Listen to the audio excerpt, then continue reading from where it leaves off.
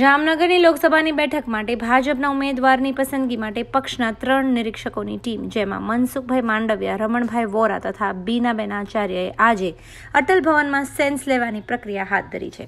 જેમાં મોર્નિંગ સેન્સમાં જામનગર જિલ્લાના પક્ષ સંગઠનના હોદ્દેદારો, ચૂંટાયેલા પ્રતિનિધિઓના મંતવ્યો જાણ્યા હતા.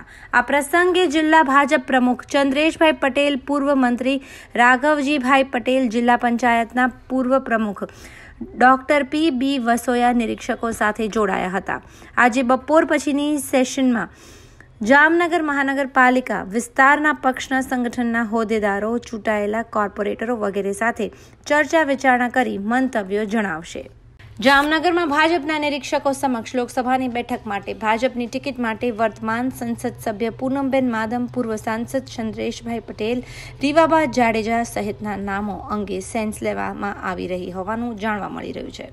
આ ઉપરાંત 77 જામનગર ગ્રામ્ય વિધાનસભા બેઠકની પેટા ચૂંટણી પણ યોજાનાર હોય તે બેઠકના ઉમેદવારની પસંદગી માટે પણ સેન્સ લેવામાં આવી રહી છે. જેમાં ડોક્ટર વિનુભાઈ ભંડેરી, ચંદ્રેશ પટેલ, રાઘવજીભાઈ પટેલ સહિતના નામો અંગે ચર્ચા થઈ હોવાનું જાણવા મળી રહ્યું છે. મારા સવાલનો તમે જે સવાલ કર્યો એનો જવાબ તમારા જેમ કે ભાઈ મને પણ સેન્સ માટે જ કહેવાય ને કે પત્ર હતું, તો એ જ રિલેટેડ નહીં, પાર્ટીનું આ બધું ડિસિઝન છે નહીં, કંઈ અત્યારથી આ કંઈ કહી ન શકાય ને. પાર્ટી જે નક્કી કરશે અને બરાબર પાર્ટીના જે આદેશ હશે એ જ ફોલો થશે. એ જ હું કહું છું કે પાર્ટી જે નક્કી કરશે અને પાર્ટીનો જે આદેશ હશે, આ જે સેન્સની જ બાબત હતી અને સેન્સ એટલે આપણે બધા ગુજરાતીમાં કહીએ કે સમજણ, બરાબર. મારી સમજણ પ્રમાણે હું એ જ કહું છું કે ભાઈ પાર્ટી જે નક્કી કરશે ને પાર્ટીનો જે આદેશ હશે એ જ આપણે ફોલો કરીએ. બસ પાર્ટીની એક દરેક ચૂંટણી પહેલાં એક સેન્સની પ્રક્રિયા હોય છે.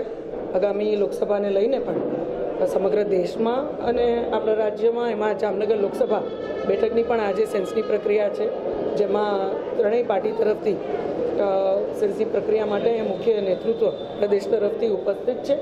તો હું પાર્ટીના કાર્યકર્તા તરીકે અને અપેક્ષિત સાંસદ તરીકે મારી અહીંયા સેન્સ દેવા માટે અહીં ઉપસ્થિત છું અને સાથે સાથે બધા કાર્યકર્તાઓ સાથે એક શુભેચ્છા મુલાકાતે થાય એ માટે અહીંયા ઉપસ્થિત છું.